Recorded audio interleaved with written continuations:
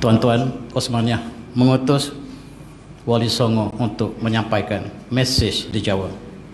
Mula-mulanya dia menghantar seorang ulama besar bernama Syed Hussein Jamaluddin Kubra ke Champa. Champa ialah negeri Melayu yang saya sebutkan tadi. Sampai di sana dia telah beristeri kepada beberapa orang puteri diraja. Dia berkahwin dengan puteri-puteri yang berada di kawasan Champa, antaranya Kerajaan Cermin, dan melahirkan Wali Songo yang pertama, Malik Ibrahim Grisi. Itulah anak yang dilahirkan oleh Syed Hussein Jamaluddin Kubra dengan orang Kelantan, dan lahirlah Wali Songo yang pertama, iaitu Malik Ibrahim. Malik Ibrahim itu bukan orang Jawa, tuan-tuan, orang Kelantan. Itulah sejarah yang menemukan bagaimanakah Osmaniyah mengutus ulama yang besar untuk Islamkan, sebab ketika itu Majapahit menguasai Jawa dan mereka di bawah pengaruh Hindu.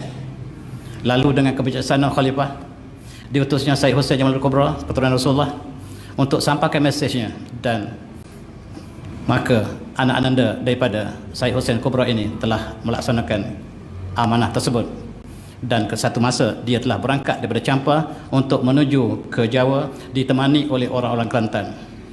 Itu sebab di Yogyakarta ada nama kampung Kelantan, maksudnya ialah Malik Songo pertama dibantu oleh orang Kelantan untuk sampaikan mesej dakwah di Jawa, dan mereka telah memulakan dakwah tersebut. Tetapi sayang, apabila sampai di Tumpat, kapal mereka telah karam.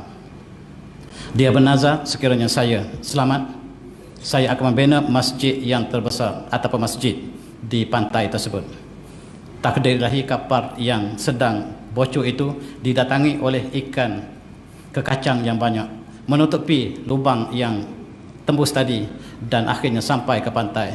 Itu sebab Syed Hussein Jamaluddin Kubra berpesan kepada anaknya, jangan makan ikan kacang. Tuan-tuan yang tak boleh makan kacang di sini ialah keturunan daripada Syed Hussein Kubra ini. Ramai kawan kita yang tak boleh makan kacang, rupa-rupanya dia keturunan Rasulullah.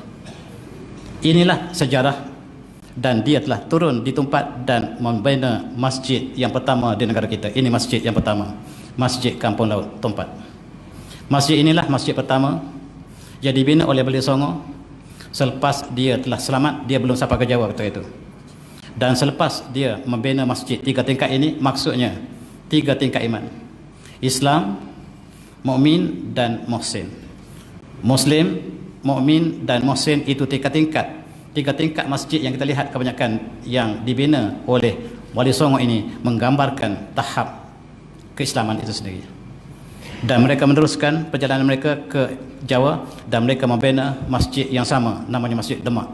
Masjid Demak sama seperti Masjid Kapal Laut, maksudnya dibina kemudian daripada masjid yang pertama ini. Dan Masjid Kapal Laut ini kita dapat tuan-tuan boleh saksikan apabila dia telah datang banjir, runtuh, dan kita angkat kembali dan dibina tempat lain di Nelampuri. Di tepi Nelampuri ini kita boleh lihat masjid pertama yang dibina oleh Wali Songo. Tuan-tuan yang saya hormati, di Jawa bermulalah satu episod yang besar. Wali Songo dihantar satu persatu oleh Osmaniyah. Wali Songo semuanya bukan orang Jawa, tuan-tuan. Yang terakhir saja orang Jawa, yang lain semuanya orang Palestin, orang Maroko, dan orang Arab yang lain, yang kemudian datang berkahwin dengan orang tempatan, kemudian dihantar ke Jawa. Sebab Jawa harus diberikan perhatian yang khusus, sebab yang paling lewat menerima Islam ialah Jawa.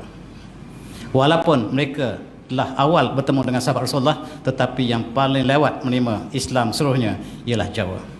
Tetapi selepas daripada Wali Songo, disitulah terbentuknya kerajaan-kerajaan Islam yang banyak di Jawa, yang telah menjadi pusat perkembangan Islam dalam kurun yang ke-15. Itulah kelebihannya, lewat tetapi mantap selepas penerimaan Islam. Itulah sejarah yang dibawa oleh Islam di Jawa.